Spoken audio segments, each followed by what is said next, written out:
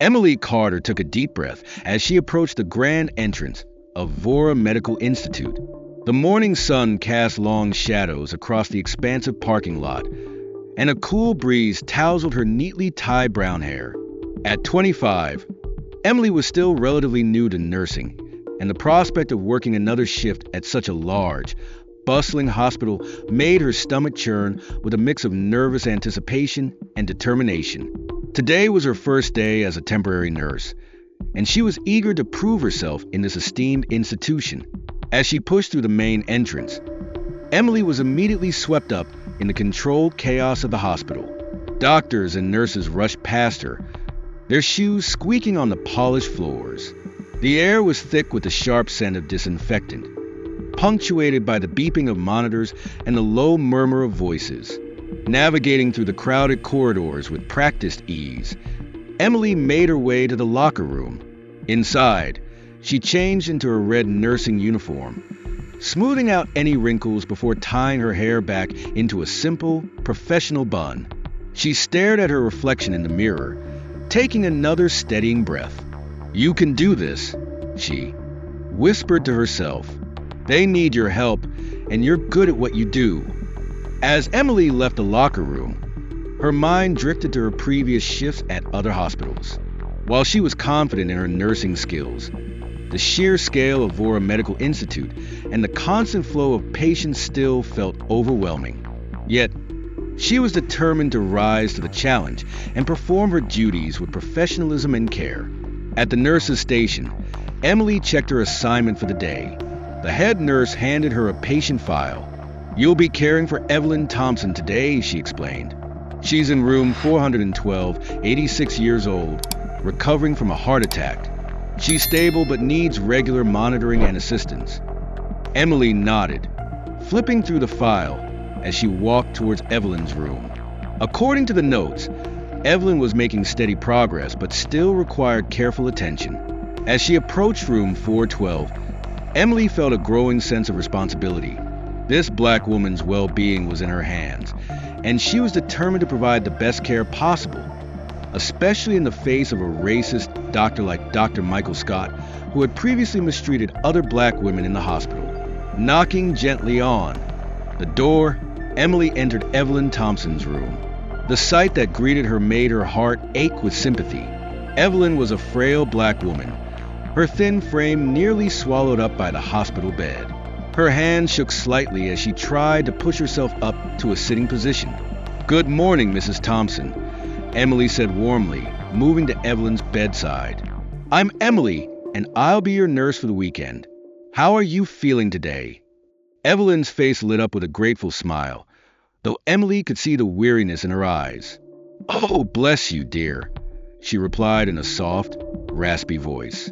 "I'm doing all right, just tired of being cooped up in this bed."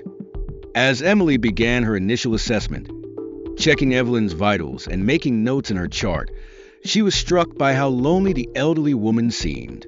Evelyn asked Emily questions about herself, seeming genuinely interested in getting to know her nurse. It was clear that Evelyn craved human interaction and kindness.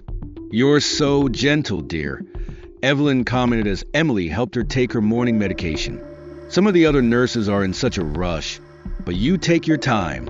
I appreciate that." Emily felt a lump form in her throat. She wondered how often Evelyn received visitors and how much genuine care and attention she got in her daily life. "It's my pleasure, Mrs. Thompson," she replied. "I want to make sure you're comfortable and well taken care of." As Emily went about her duties, wiping Evelyn's face and hands, adjusting her pillows, and helping her eat breakfast, she found herself growing fond of the elderly woman. Evelyn's gratitude for even the smallest kindnesses was touching, and her attempts at conversation, despite her obvious fatigue, spoke of a deep loneliness. "I'll be back to check on you later, Mrs. Thompson," Emily promised as she prepared to leave the room. "Is there anything else you need before I go?" Evelyn shook her head, still smiling. "No, dear. You've been so kind already. Thank you." As Emily left the room, she felt a mix of emotions. She was glad to have brightened Evelyn's morning, but saddened by the thought of the hardships this black woman must have faced in her long life. She made a mental note to spend a little extra time with Evelyn during her shifts, knowing that sometimes a friendly face and a listening ear could be as healing as any medicine. The morning passed in a blur of activity for Emily. She checked on her other patients, administered medications, changed dressings, and coordinated with doctors on treatment plans. Despite the hectic pace, her thoughts kept drifting back to Evelyn, wondering how the elderly woman was faring. As Emily updated a patient chart at the nurse's station, a sharp beeping sound cut through the ambient noise of the hospital. Her head snapped up, eyes immediately going to the board that displayed patient room alerts. Evelyn's room number was flashing red. Without hesitation, Emily dropped what she was doing and rushed down the hallway. Her heart raced as she approached room 412, her mind cycling through possible scenarios. Had Evelyn fallen? Was she having chest pains again? Or was it something more benign, like a call for assistance to use a restroom? Pushing open the door, Emily was met with a scene that sent chills down her spine. The room was filled with a sharp, acrid odor, making her nose wrinkle involuntarily. Evelyn lay in bed, looking distressed. The white sheets in Evelyn's hospital gown were stained with a yellowish liquid. Her gaze fell on a tipped-over blue hospital urine bottle on the bed next to her. Something felt off about the situation. "Mrs. Thompson," Emily said gently, approaching the bed. "What happened? Are you all right?" Evelyn didn't respond immediately. Her eyes were downcast, and she seemed to struggle to find words. The silence stretched on for what felt like an eternity.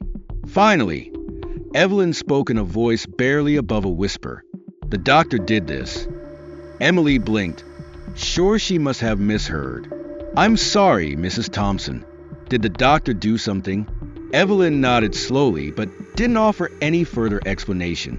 The look in her eyes, a mixture of shame, fear, and something else, sent a chill down Emily's spine.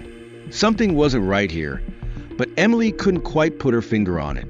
"I'm so sorry this happened, Mrs. Thompson," Emily said, trying to keep her voice calm and reassuring despite her growing unease. "Let's get you cleaned up. I'll change the sheets and help you into some fresh clothes." As Emily went about cleaning up the mess and helping Evelyn change, her mind raced. Why would a doctor be handling a urine bottle in the first place? That was typically a nurse's job, and if it had been an accident, why hadn't the doctor called for assistance to clean it up? Why leave Evelyn sitting in soiled sheets? Evelyn remained unusually quiet throughout the process, her earlier warmth replaced by distant sadness. Emily tried to engage her in conversation, but Evelyn responded only with short, non-committal answers before Emily left the room. Pausing at the door, Emily asked, "Mrs. Thompson, are you sure you're all right? Is there anything else you want to tell me about what happened?" Evelyn looked up, meeting Emily's eyes for a brief moment before looking away again. "No, dear. Thank you for your help." As Emily left the room, she couldn't shake the feeling that there was more to this story than a simple accident. The image of Evelyn sitting in those soiled clothes with that look of quiet despair haunted her. She resolved to keep a closer eye on Evelyn's room and to try to find out more about what had really happened. By midday, Emily made her way to the hospital cafeteria, hoping that a short break might help clear her head and allow her to approach the situation with fresh eyes. As she sat in the cafeteria, picking at her salad, she found it impossible to focus on anything but the incident in Evelyn's room. The more she thought about it, the less sense it made. Why would a racist doctor be handling a urine bottle? And if it truly had been an accident, why hadn't he called for help to clean it up? The image of Evelyn sitting in those soiled clothes with that look of quiet despair kept flashing through Emily's mind. She couldn't shake the feeling that something more sinister might be at play, but what could it be? And more importantly, what should she do about it? Glancing around the cafeteria, Emily's eyes landed on a fellow nurse she recognized from previous shifts. Making a split-second decision, she stood up and approached the other woman's table. "Excuse me," Emily said, trying to keep her voice casual. I'm sorry to bother you, but I was wondering if you could help me with something. Do you know which doctor is in charge of Evelyn Thompson in cardiology? The other nurse looked up from her lunch, a slight frown creasing her forehead. I'm sorry, I don't, she replied. I'm assigned to surgery today and I haven't been in this part of the hospital for a while. You might want to check with the head nurse. They should have the full list. Emily thanked her and apologized for the interruption as she walked away, feeling a mix of disappointment and determination. She needed answers, and it seemed the head nurse's office was her best bet. The walk to the head nurse's office felt longer than usual. Each step weighed heavily with the gravity of what Emily was considering. Was she overreacting? Maybe it had just been an unfortunate accident, and she was reading too much into Evelyn's reaction. But something in her gut told her that wasn't the case. Knocking on the door, Emily entered the head nurse's office. The head nurse looked up from her desk, her expression neutral.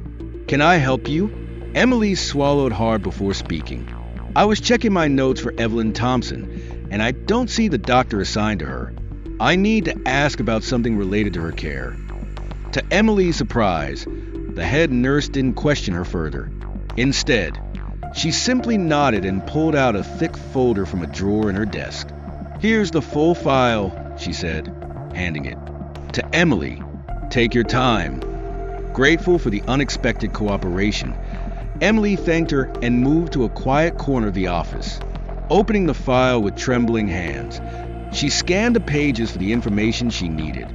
There, in black and white, was the name of Evelyn's attending physician, Dr. Michael Scott. Emily's stomach tightened. She had heard of Dr. Scott.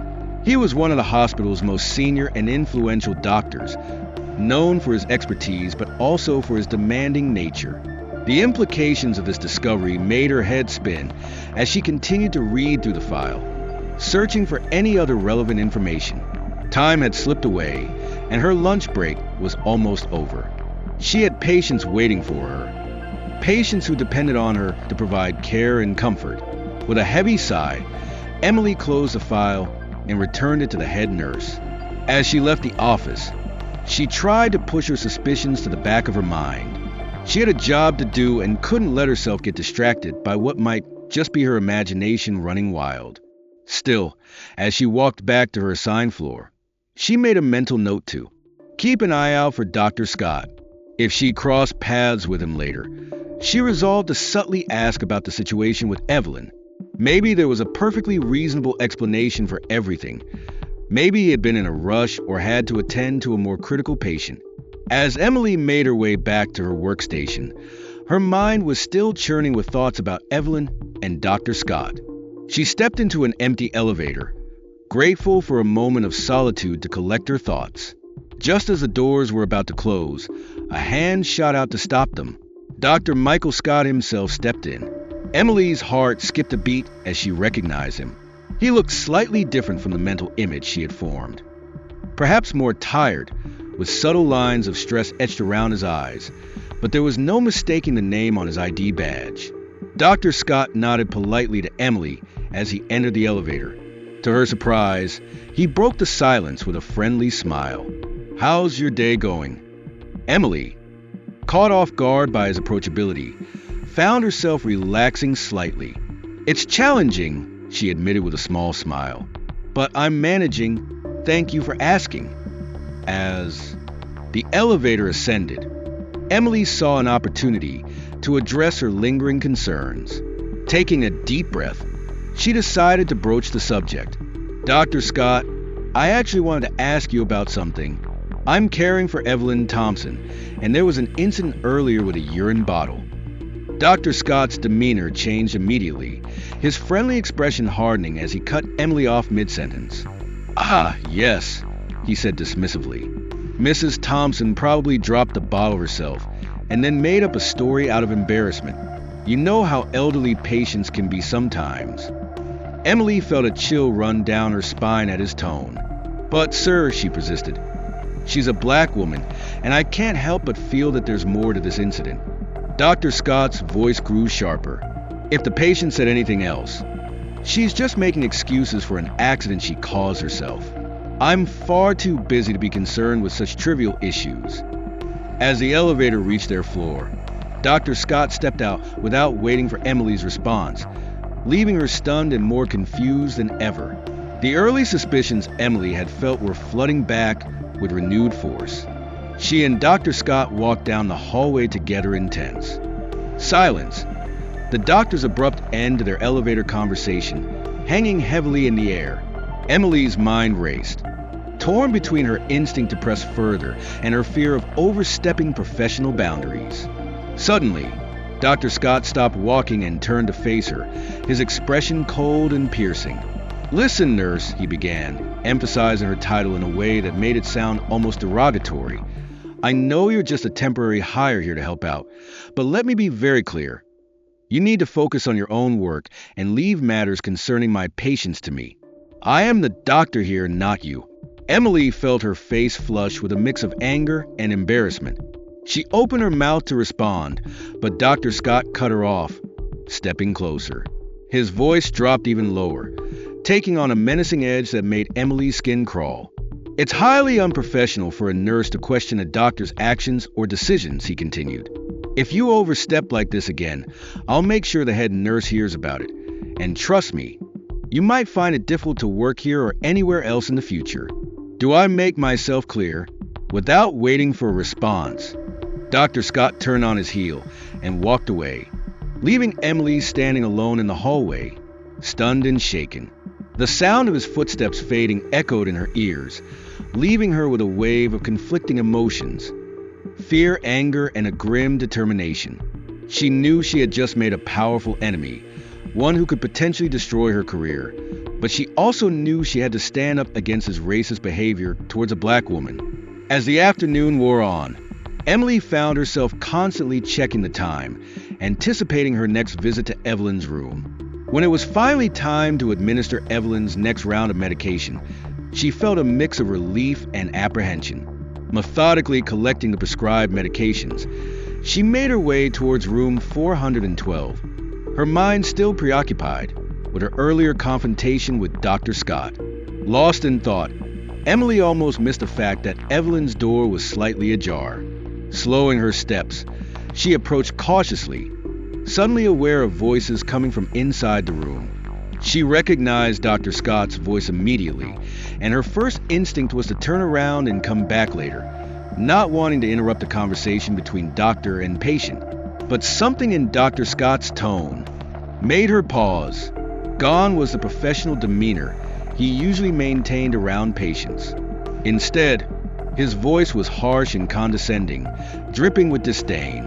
Emily's heart began to race as she edged closer to the door, straining to hear what was being said. "Your kind is a burden to this country," Dr. Scott was saying in a low but clear voice. "You're taking up space in my hospital, wasting resources that could be used on patients who actually matter." Emily's hand flew to her mouth, stifling a gasp. This wasn't a misunderstanding or a simple personality clash. This was overt racism and abuse. She stood frozen outside the door, her mind reeling. Part of her wanted to burst into the room immediately and confront Dr. Scott, but another part, the part that remembered his earlier threats, held her back. What if she lost her job? What if no one believed her? Grappling with her decision, Emily heard a loud bang from inside the room. The sound jolted her out of her paralysis. Without thinking, she pushed the door open and rushed inside. The scene that greeted her was one of chaos. Evelyn was cowering in her bed, her face pale and her hands trembling. The lunch tray Emily had brought earlier was overturned, food scattered across the bed and floor. The source of the bang became clear as Emily spotted a shattered plate on the ground. Dr. Scott stood by the bedside, momentarily shocked by Emily's sudden entrance, but quickly regained his composure. His face settled into a mask of professional concern. "Ah, nurse," he said, his voice suddenly calm and authoritative. "Evelyn, here had a bit of an accident with her lunch. Could you clean this up, please?" Emily stood rooted to the spot, her eyes darting between Evelyn's terrified face and Dr. Scott's cool demeanor. In that moment, she knew she had a choice to make. one that could change everything. Her mind raced as she took in the scene before her. Evelyn's frightened expression, the scattered food, and Dr. Scott's sudden shift to a professional demeanor. It all painted a clear picture of what had truly transpired. The realization hit her like a physical blow. Dr. Scott had been responsible for the earlier urine incident as well. Despite the churning in her stomach, Emily forced herself to remain outwardly calm. She nodded at Dr. Scott, not trusting herself to speak without revealing her anger and disgust. As she moved to start cleaning up the mess, she kept a watchful eye on both Evelyn and Dr. Scott. Dr. Scott seemed satisfied that his authority wasn't being questioned, turning his attention back to Evelyn with clinical detachment as he began drawing a blood sample from the terrified woman. Evelyn's eyes flickered towards Emily, silently pleading for help. Emily's heart ached as she watched Evelyn endure the procedure, knowing the fear and humiliation the elderly black woman must be feeling. She wanted nothing more than to intervene, to protect Evelyn from this racist doctor who was abusing his position of power. As Emily cleaned, her mind raced with possibilities. Should she confront Dr. Scott directly?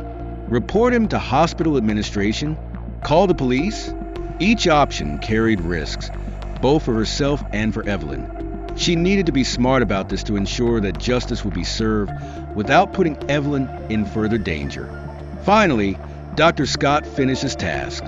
He gathered his things and left the room without another word, leaving behind a palpable tension in the air. As soon as the door closed behind him, Emily rushed to Evelyn's side. "Mrs. Thompson," she said softly, taking the elderly woman's hand. "Are you all right? Did he hurt you?" Evelyn's eyes welled up with tears, but she shook her head. "No, not physically," she whispered.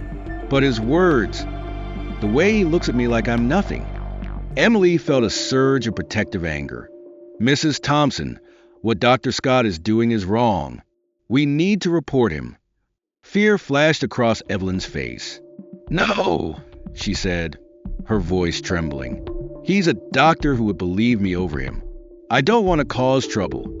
"I believe you," Emily said firmly. "I saw what happened. We can't let him keep treating you or anyone else this way." Evelyn nodded, a look of determination replacing the fear in her eyes. "I think I want to press charges," she said softly. "Not just for me, but for anyone else who might have suffered because of him. We need to make sure he can never do this to anyone else." Emily felt a surge of pride at Evelyn's words. "That's incredibly brave of you, Evelyn. And you're right. This isn't just about you or me anymore. It's about making sure this kind of abuse and discrimination doesn't happen to anyone else."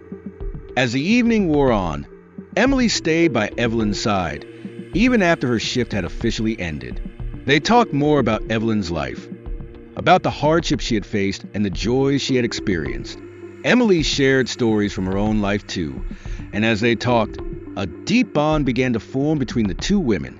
Before Emily finally left for the night, she and Evelyn exchanged contact information. "If you need anything day or night, you call me," Emily insisted. "I'll make sure you're safe and well cared for as long as you're hospitalized." Evelyn squeezed Emily's hand, her grip surprisingly strong. "Thank you," she said, her voice choked with emotion. "Thank you for believing me, for standing up for me when no one else would." Emily felt tears prick at her own eyes. "You don't need to thank me," she said softly. "This is what being a nurse is all about, protecting our patients and advocating for them, no matter what." As Emily prepared to leave, she made one last promise to Evelyn. "I'm going to spread the word about what happened here," she said firmly. "I'll make sure everyone in this hospital knows about Dr. Scott's actions, and I'll do everything I can to ensure he never works in healthcare again. You have my word on that." Evelyn's eyes shone with gratitude and newfound hope. "Thank you, Emily, for everything," she said. "This means more to me than you can imagine." With that, Emily left Evelyn's room, feeling a mix of exhaustion and exhilaration. The day had been one of the most challenging of her career, but also one of the most rewarding. She had stood up for what was right, given a voice to someone who had been silenced for too long, and in doing so, had truly embodied the principles that had led her to become a nurse in the first place. The next morning, Emily arrived at Vora Medical Institute with a renewed sense of purpose. She knew that confronting Dr. Scott was only the first step. Gathering evidence was crucial to ensuring that justice would be served. She met with head nurse Mrs. Helen Harris, who had been supportive throughout the ordeal. "Mrs. Harris," Emily began, "I need to discuss something important regarding Dr. Scott and Evelyn Thompson." Mrs. Harris looked up from her desk, her expression serious. "What is it, Emily?" Emily took a deep breath. "I have documented multiple incidents where Dr. Scott has treated Evelyn Thompson and other black women with blatant racism and discrimination. It's not just about Evelyn's recent incident. There have been patterns of behavior that are deeply troubling." Mrs. Harris leaned back in her chair, considering Emily's words. "I've heard some murmurs about Dr. Scott, but I didn't realize it was this severe. Do you have evidence to support these claims?" "Yes," Emily replied. "I have records of his interactions, witness statements from other staff members, and Evelyn's testimony. We need to present this to hospital administration and involve the authorities." Mrs. Harris nodded solemnly. "This is serious, Emily. We need to handle it carefully to protect both the patients and the staff. I'll arrange a meeting with the administration and legal team. In the meantime, continue documenting everything you observe." As Emily left the meeting, she felt a sense of relief. She wasn't alone in this fight. Mrs. Harris's support gave her the strength to continue pushing against the deeply ingrained racism within the hospital's hierarchy. With the support of head nurse Mrs. Harris, Emily began compiling all the evidence against Dr. Scott. She met with other nurses who had witnessed his discriminatory behavior, gathering their testimonies and documenting their experiences. Each story added to the growing body of evidence that Dr. Scott was not only a racist doctor, but also an abuser of his power. One afternoon, Emily received a call from Officer Mark Johnson, a seasoned police officer known for his dedication to justice. "Emily, I reviewed your case against Dr. Scott," he said. "It's clear that we have enough evidence to move forward with an investigation. We'll need you and Evelyn to provide detailed statements." "Thank you, Officer Johnson," Emily replied, her voice steady despite the turmoil inside her. "Evelyn and I are ready to assist in any way we can." Officer Sarah Lee, who had been working alongside Officer Johnson, joined the conversation. "We'll be conducting interviews and gathering any additional evidence. Please ensure that all your documentation is organized and accessible." With the police involved, the pressure on Dr. Scott began to mount. Emily could sense the growing tension within the hospital as word spread about the investigation. Some staff members whispered behind closed doors, while others offered silent support to Emily and Evelyn. Dr. Scott, aware of the mounting pressure, began to display increasingly erratic behavior. His interactions with patients became more curt, and his demeanor towards other staff members was visibly strained. The racist doctor had always been demanding, but now his actions suggested that he was desperate to maintain his reputation and position at Vora Medical Institute. One evening, as Emily was preparing to leave, she found Evelyn waiting outside her room. "Emily, can we talk?" Evelyn asked, her voice filled with gratitude and determination.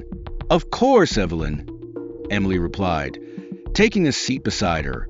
Evelyn took a deep breath. "I want to press charges against Dr. Scott, not just for me, but for anyone else who might have suffered because of him. We need to make sure he can never do this to anyone else." Emily nodded, feeling a surge of pride. "That's incredibly brave, Evelyn. And you're right, this isn't just about you or me anymore.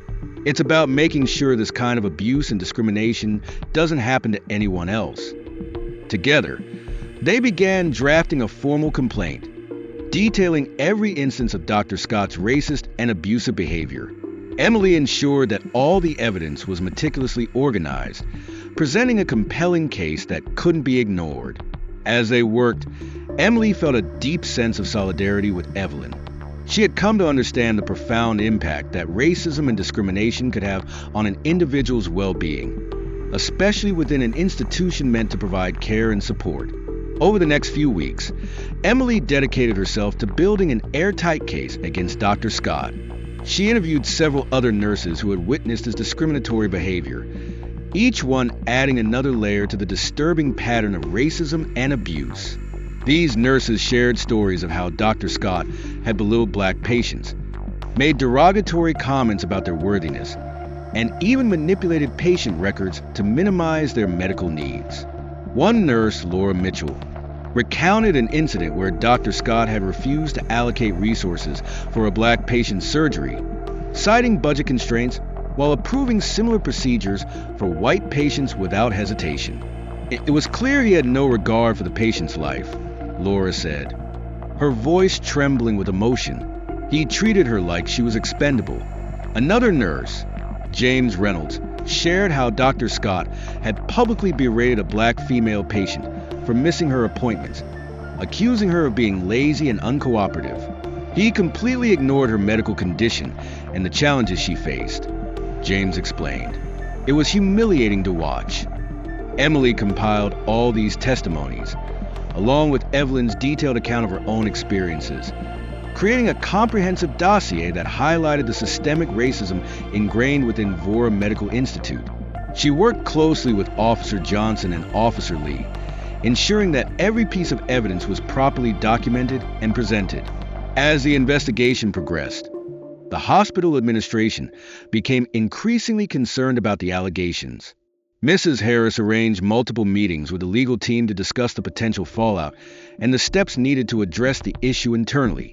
It became clear that Dr. Scott's actions had not only violated ethical standards, but also the hospital's commitment to providing equitable care to all patients, regardless of their race. The day of the trial arrived, and Emily felt a mix of anxiety and determination.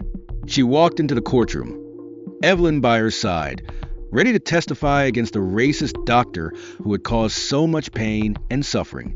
Dr. Scott sat at the defendant's table, his face a mask of arrogance and contempt. As the proceedings began, Officer Johnson and Officer Lee presented the evidence they had gathered. Multiple witnesses testified about Dr. Scott's discriminatory behavior, painting a clear picture of a racist doctor who abuses power. When it was Emily's turn to testify, she stood confidently before the judge and jury. "I worked directly with Dr. Scott," she began. "I witnessed firsthand his racist and abusive behavior towards Evelyn Thompson and other black women. He treated them with disdain, making them feel unworthy and marginalized. His actions were not only unethical, but also illegal." Clara took the stand next, her voice steady despite the emotional weight of her testimony. "Dr. Scott made me feel like I didn't matter," she said. "As a black woman, I should have felt safe and cared for in a hospital, but instead, I was treated with contempt and abuse." The courtroom was silent as the jury deliberated, weighing the evidence against the powerful and influential doctor. When the verdict was finally read, the room erupted in a mix of emotions. Dr. Scott was found guilty of elder abuse and racial discrimination, and he was sentenced to several years in prison. With Dr. Scott's conviction, a sense of justice was finally served. The hospital administration implemented stricter policies to prevent such abuses from occurring in the future, and Emily was promoted to a permanent position, where she continued to advocate for patient rights and equality. Evelyn, now free from Dr. Scott's tyranny, began to heal both physically and emotionally. The bond between her and Emily grew stronger as they supported each other through the aftermath of the ordeal. Together, they worked to ensure that Evelyn Thompson and other patients received the care and respect they deserved. The story of Emily Carter and Evelyn Thompson became a beacon of hope and change within Vora Medical Institute, reminding everyone of the importance of standing up against racism and discrimination.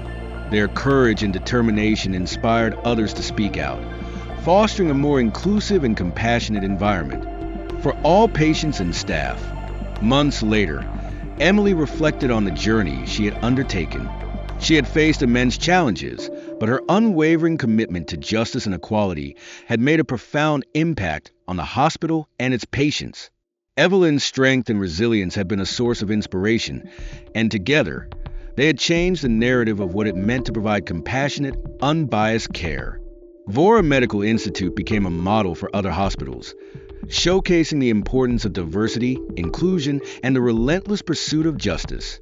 The legacy of Emily Carter and Evelyn Thompson lived on, a testament to the power of one person's courage to make a difference in the face of systemic racism and abuse. Emily continued to work tirelessly, ensuring that no other Black woman would have to endure the same mistreatment she and Evelyn had faced. She organized training sessions on cultural competency, worked with administration to establish support systems for marginalized patients, and mentored new nurses on the importance of advocacy and empathy in healthcare. Evelyn, too, found her voice. She began speaking at community events, sharing her story to raise awareness about racism in the healthcare system. Her courage inspired others to come forward with their own experiences, leading to a broader movement for change within the medical community.